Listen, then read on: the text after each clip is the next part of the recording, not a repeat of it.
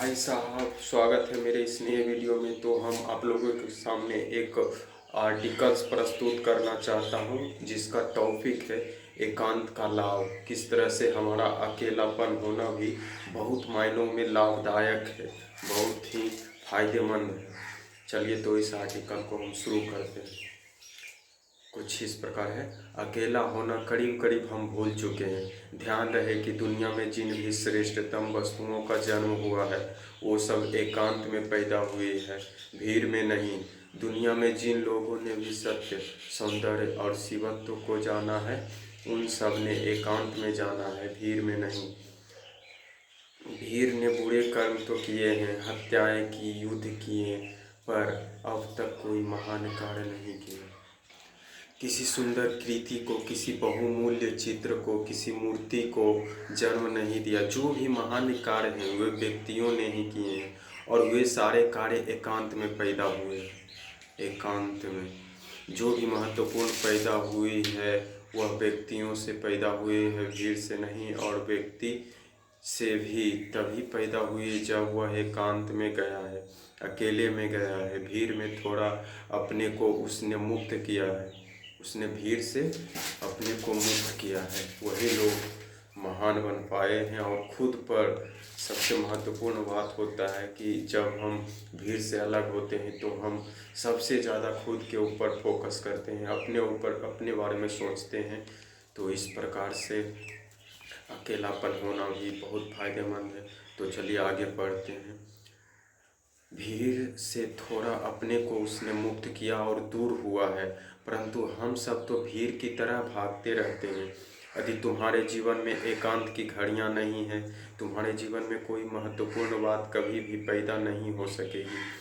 अकेला होना सीखना चाहिए। सही बात। ऐसा नहीं कि चौबीसों घंटा अकेला रहो, ऐसा भी नहीं है कि हम हमेशा के लिए अकेला रहें, पूरी दुनिया से कट के रहें।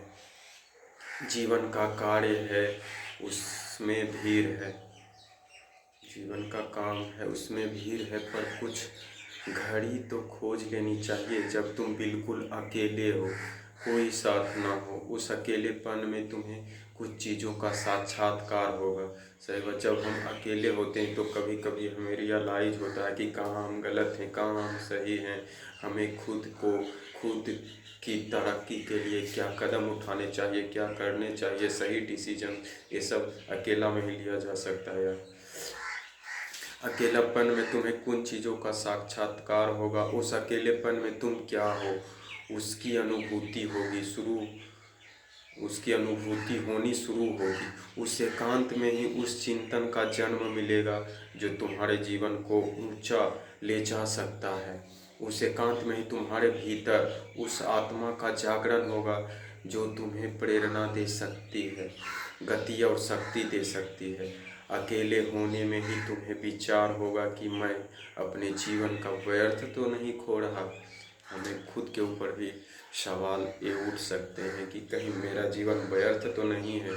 हम समाज के लिए क्या कर रहे हैं, हम अपने देश के लिए क्या कर रहे हैं, हम खुद के लिए क्या क्या कर रहे हैं, ये सब हमें अकेला होने पर ही रियलाइज होता है। इसीलिए कभी समय निकाल कर खुद के बारे में सोचें, खुद के बारे में समझें, ये ज़रूरी होता है। मैं जो कर रहा हूँ वो व्यर्थ तो नहीं हो रहा है, जो मेरे जीवन में हो रहा है उसका कोई अर्थ है या नहीं, मेरे जीवन जिस गति से जा रहा है वह उचित है या नहीं। कहीं ऐसा तो नहीं कि हम कुछ नहीं कर रहे हैं, किस तरह से दिन पार हो जा रहा है, किस तरह से समय बीत रहा है, हमें पता ही नहीं लगता है कभी कभी। तो जो मेरे जीवन में हो रहा है उसका कोई अर्थ है या नहीं, इस सब का चिंतन पैदा होगा। अपने भीतर की बुराइयां देखने की भी संभावनाएं पैदा होगा। यदि बुराइयां दिखाई पड़ने लगे तो उससे छूटना कठिन नहीं होता। से अगर हमारे जीवन में कुछ समझ आ रहा है कि कहीं हम गलत हैं, कुछ गलत कर रहे हैं, तो हम चाहे तो उससे निवारण, उससे छुटकारा भी पा सकते हैं सदा के लिए। अपने हैबिट्स, अपने आदतों को सुधार करके हम एक अपने जीवन में इम्प्रूवमेंट ला सकते हैं। तो इस प्रकार है कठिन। यदि तुम्हारे जीवन में कुछ श्रेष्ठ है तो उसे कैसे और बड़ा करें। अगर तुम्हारे अंदर कुछ प्रतिभा है, कुछ कलाकारी है, कुछ क्रिएटिविटी है, तो तुम उसे किस तरह से और बड़े स्तर पर दिखा सकते हो, उसमें महारत कर सकते हो, लोगों को अचंभा कर सकते हो अपने क्रिएटिविटी या एक सही माइंडसेट से। तो से कैसे और बड़ा करें, इसकी भी प्रेरणा मिलेगी। वह तुम्हारा आत्मनिरीक्षण का क्षण हो जाएगा। इसीलिए थोड़ा देर एकांत अत्यंत अनिवार्य है। धन्यवाद। इसीलिए हमारे जीवन में कभी कभी किसी टाइम छोटा से छोटा टाइम निकाल के हमें एकांत होकर खुद के बारे में अवश्य चिंतन करना चाहिए। इससे हमें अपने जीवन की प्रगति, विकास और सही तरीके से जीवन को किस तरह से जिया जाए, इसका अनुभूति होता है। सो धन्यवाद, और मिलेंगे हम लोग बाद में। धन्यवाद।